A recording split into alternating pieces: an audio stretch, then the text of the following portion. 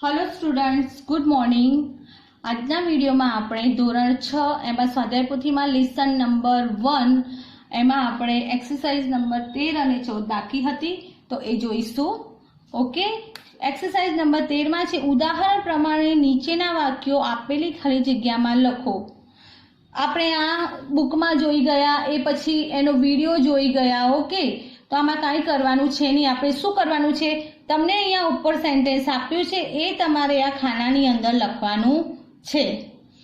Okay, એક શબ્દ પતે એટલે તમારે એક ખાનું છોડી દેવાનું છે। જો અહીંયા શું છે, હલો, દરેક ખાનામાં એક એક અક્ષર લખવાનું, HELLO હલો, પૂર્ણ વિરામ, અલ્પ વિરામ, પ્રશ્નાર્થ ચિહ્ન પણ અલગ ખાનામાં કરવાનું। પછી એક ખાનું છોડી 108 તો 108 એક ખાનું છોડી દો, સર્વિસ તો સર્વિસ પૂર્ણ વિરામ, હાઉ તો હાઉ ખાનું છોડી દો, કેન ખાનું છોડી દો, આઈ। એક એક શબ્દ પતે એટલે એક એક ખાનું છોડીને લખવાનું છે। ઓકે, અહીંયા આપણને એક એક્સિડન્ટ આપ્યો છે, એની વિશેની માહિતી કે આપણને કોઈ એક્સિડન્ટ થાય છે તો આપણે કે કોઈ બીમાર પડી જાય છે, કોઈ મેડિકલ ઇમરજન્સી હોય ત્યારે આપણે 108ને ફોન કરીએ છીએ। તો અહીંયા પણ એવો જ એક આપણને બે વ્યક્તિઓની વાતચીત આપી છે, એક જેનો એક્સિડન્ટ થાય છે એની સાથેની વ્યક્તિ અને 108 માંથી જે સર્વિસ કરતો વ્યક્તિ છે એ બંનેની વાતચીત આપી છે અને કઈ રીતે થાય છે। સૌથી પહેલા આપણે એક કામ કરીએ, પહેલા જે લખવાનું છે આપણે લખી દઈએ, પછી એને આખો ઇન્સિડન્ટ સમજી લઈએ। ઓકે, તો પહેલા લખીશું એન એક્સિડન્ટ હિયર, તો એન ખાનું છોડી દઈશું, એક્સિડન્ટ ખાનું છોડીને હિયર પૂર્ણ વિરામ। Okay, at the national highway number 8 તો એટ ખાનું છોડીને ધ પછી ખાનું છોડો national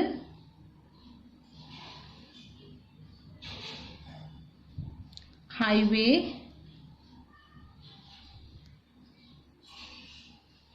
at the national highway number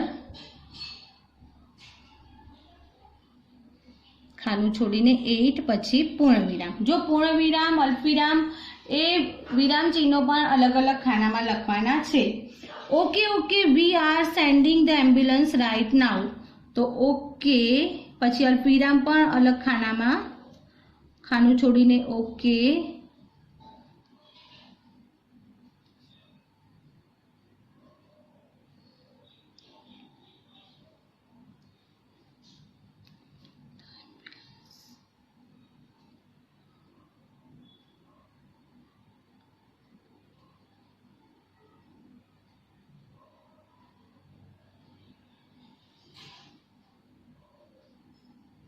okay okay we are sending the ambulance now. જો દરેક શબ્દ પછી એક એક ખાનું છોડી દેવાનું રહેશે।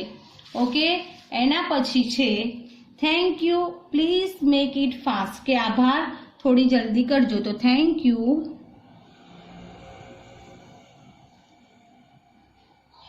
પૂર્ણ વિરામ પછી એક ખાનું છોડીને please make it fast, make it fast એટલે કે થોડીક જલ્દી કરજો પૂર્ણ વિરામ। નેક્સ્ટ સેન્ટેન્સ છે યસ શ્યોર, તો યસ પછી અલ્પ વિરામ ખાનું છોડીને શ્યોર પછી પૂર્ણ વિરામ પછી ખાનું છોડીને જો પહેલો અક્ષર કેપિટલ નવું વાક્ય શરૂ હોય છે, is this your cell number, is this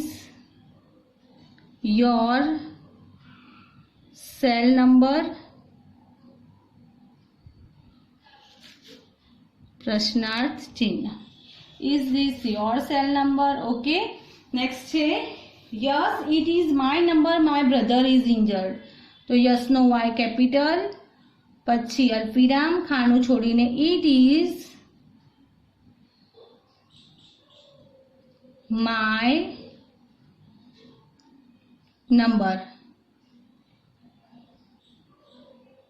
પછી પૂર્ણ વિરામ, my brother is injured, my brother પછી ખાની છોડી દો, ઇઝ ખાનું છોડી દો, ઇન્જર્ડ INJURED પૂર્ણ વિરામ। ઓકે, નેક્સ્ટ છે what is the blood group of your brother. તમારા ભાઈનું બ્લડ ગ્રુપ શું છે? તો what is the blood group, BLOOD, of,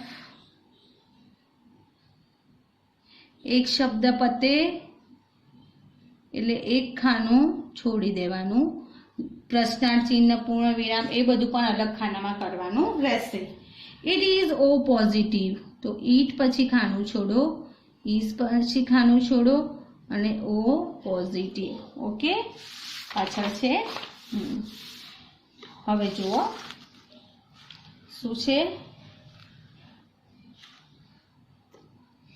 Okay, sir, the ambulance is on the way.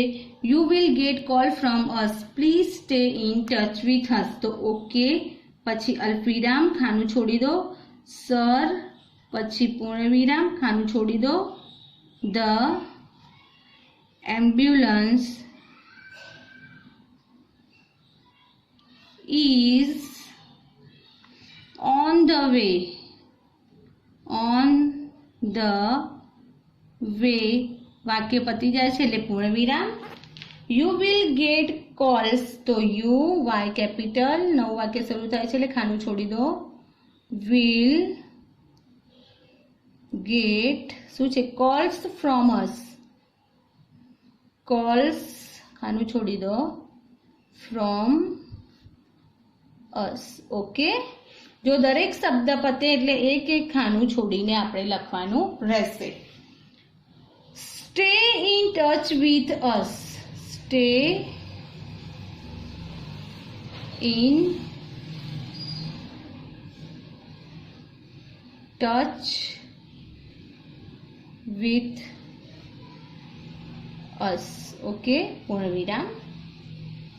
Okay, આપણે અહીંયા એક શબ્દ ભૂલી ગયા છીએ, આગળ પ્લીઝ રહી ગયું છે, તો અહીંયા તમારે પ્લીઝથી શરૂ કરવાનું. Please stay in touch with us. જો ખાનું બચશે એનો મતલબ કે આપણે કંઈક ભૂલી ગયા છીએ. અહીંયા પ્લીઝ અહીંયા હતું આપણે ભૂલી ગયા છીએ, તો તમારે અહીંયા પહેલા પ્લીઝ લખવાનું રહેશે, પછી આગળનું સેન્ટેન્સ લખવાનું રહેશે. Okay, I will thank you, તો આઈ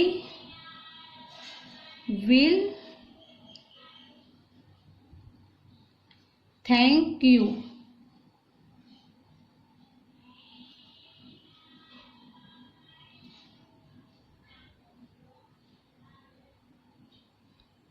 અને પૂર્ણ વિરામ. ઓકે, આ થઈ ગઈ આપણે એક્સરસાઇઝ નંબર 14. હવે જોઈએ એક્સરસાઇઝ નંબર 15, 14. શું આપ્યું છે આપણને કે ધોરણ 5 થી 8માં ગુજરાતીના, સામાજિક વિજ્ઞાનના અને વિજ્ઞાન ટેકનોલોજીના પુસ્તકમાંથી ગુજરાતમાં અને ભારતમાં થઈ ગયેલી વિભૂતિઓ વિશે માહિતી મેળવો અને ફોટો ચોંટાડી દરેક વિશે 2 વાક્યો લખો. શું છે કે આપણા ગુજરાત અને આપણા ભારતમાં ઘણી એવા વ્યક્તિઓ થઈ ગયા. વિભૂતિઓ એટલે એવી મહાન વ્યક્તિઓ કે જેમણે દેશ માટે, સમાજ માટે આગળ પડીને કંઈક કાર્ય કર્યું છે. તો એવી વ્યક્તિઓ વિશેની માહિતી મેળવવાની છે અને અહીંયા ફોટો લગાવી એમના વિશે 1-2 સેન્ટેન્સીસ લખવાના છે. ઓકે, જો હું અહીંયા આપણને એક વાક્ય આપ્યું છે ગાંધીજી વિશેનું, જો અહીંયા ફોટો લગાવ્યો છે તો અહીંયા ફોટો લગાવવાનો એ વ્યક્તિનો, પછી એમના વિશેની માહિતી લખવાની કે Gandhiji was born in Porbandar. ગાંધીજીનો જન્મ પોરબંદરમાં થયો તો he was a freedom fighter, અને તે સ્વાતંત્ર્ય સેનાની હતા. સ્વતંત્રતા માટે એમણે લડાઈ કરી હતી. ફ્રીડમ ફાઇટર એટલે સ્વાતંત્ર્ય સેનાની. હવે આપણે જોઈએ કે બીજું લઈએ તો ચલો સપોઝ લઈએ આપણે Indira Gandhi.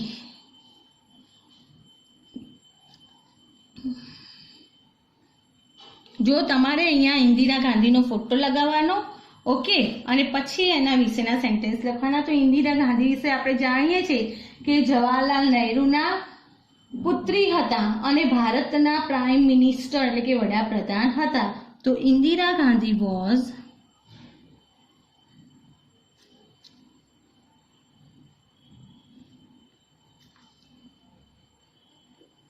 the daughter of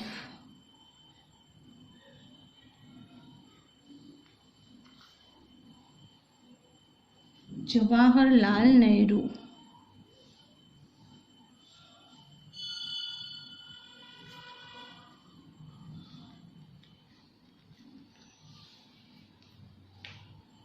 અને એ ભારતના પ્રાઇમ મિનિસ્ટર હતા. તો શી વોઝ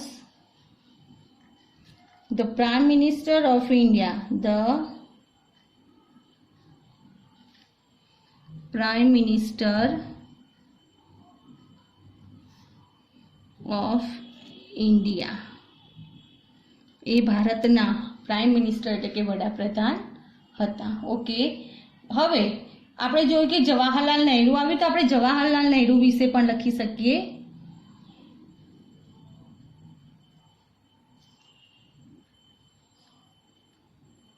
જવાહરલાલ નહેરુ કોણ હતા? કે જવાહરલાલ નહેરુ ભારતના સૌથી પહેલા આઝાદ ભારત થયું ત્યારે સૌથી પહેલા પ્રાઇમ મિનિસ્ટર હતા અને એમનો જન્મદિવસ છે એ બાળ દિન એટલે કે ચિલ્ડ્રન્સ ડે તરીકે ઉજવવામાં આવે છે. તો આપણે લખી શકીએ કે જવાહરલાલ નહેરુ વોઝ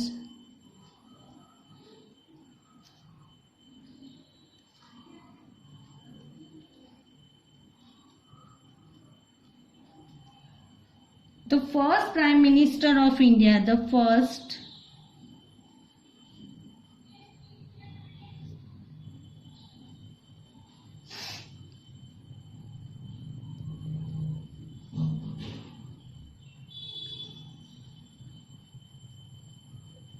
ઇન્ડિયા ભારતના સૌથી પહેલા પ્રાઇમ મિનિસ્ટર એટલે કે વડાપ્રધાન હતા.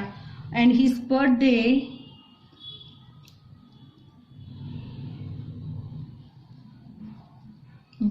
is celebrated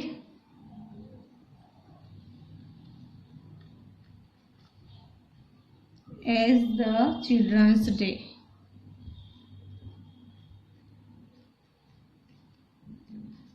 એમનો જન્મદિવસ છે એ બાળ દિન તરીકે ઉજવવામાં આવે છે. ઓકે, પછી આપણે લખી શકીએ સરદાર વલ્લભભાઈ પટેલ. સરદાર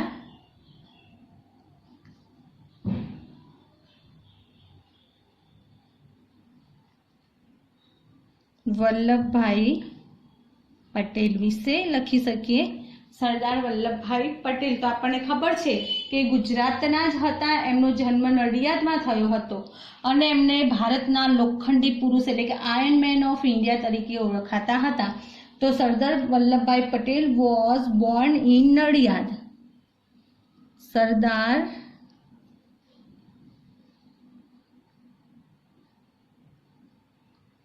વલ્લભભાઈ પટેલ વોઝ બોર્ન એટલે જન્મ થવો, નડિયાદ. ક્યાં જન્મ્યા હતા? નડિયાદમાં. ઓકે, અને he is called the iron of India. He is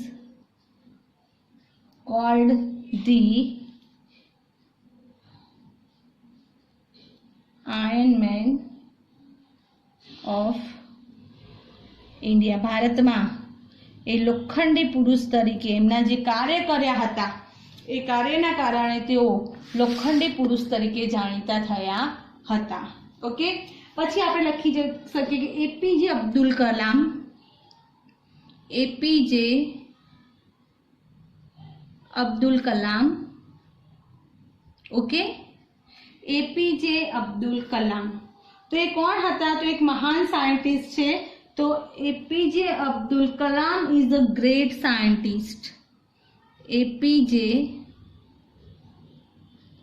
Abdul Kalam is a great scientist. મહાન સાયન્ટિસ્ટ, વૈજ્ઞાનિક હતા અને ભારતના પ્રેસિડેન્ટ એટલે કે રાષ્ટ્રપતિ પણ રહી ચૂક્યા છે. તો he was the president of India. He was the president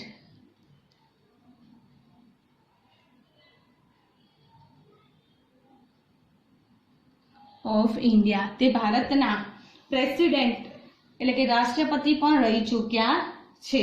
okay, પછી આપણે લખી શકીએ રવિન્દ્રનાથ ટાગોર.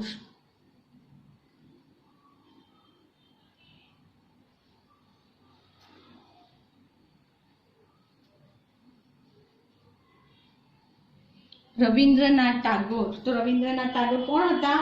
એ એક મહાન કવિ હતા. કોણ હતા? મહાન કવિ હતા અને એમને પોતાના ગીતાંજલિ કાવ્ય સંગ્રહ માટે એમને નોબેલ પુરસ્કાર મળ્યો હતો. તો Rabindranath Tagore was the great poet.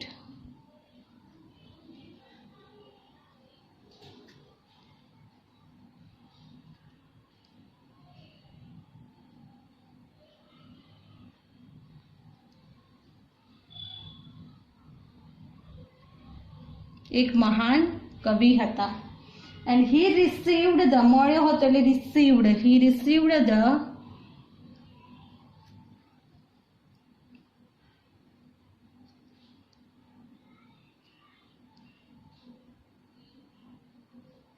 Nobel Prize for his poems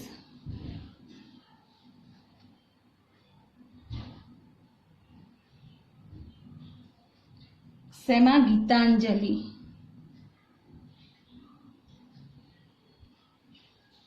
એમના ગીતાંજલિ નામના કાવ્ય સંગ્રહ માટે એમને નોબેલ પ્રાઇઝ મળ્યો હતો. ઓકે સ્ટુડન્ટ્સ, તો હવે લાસ્ટ છે એક્સરસાઇઝ નંબર 16. એમાં છે તમારા વર્ગખંડનું ચિત્ર દોરી અને તેમાં રંગ પૂરો. તો તમારે અહીંયા તમે જાતે તમારા વર્ગખંડનું ચિત્ર દોરી તમને જેવું ફાવે એવું ટ્રાય કરવાનું. ચિત્ર દાખલા તરીકે બોર્ડ છે, આગળ બેન્ચ છે, ટેબલ છે, ચેર છે, તમારા વર્ગમાં ડસ્ટબિન પડી હોય છે, અહીંયા તમે બેન્ચ દોરી શકો, એની પર થોડા સ્ટુડન્ટ્સ દોરી શકો. ઓકે, તો વર્ગખંડનું ચિત્ર દોરી દરેક જણે અંદર કલર પૂરવાનો રહેશે. અને અહીંયા આપણું સ્વાધ્યાય પોથીમાં યુનિટ 1 કમ્પ્લીટ થાય છે. હવે આપણે આગળના વિડીયોમાં નવા લેસન સાથે મળીશું. Okay, thank you students.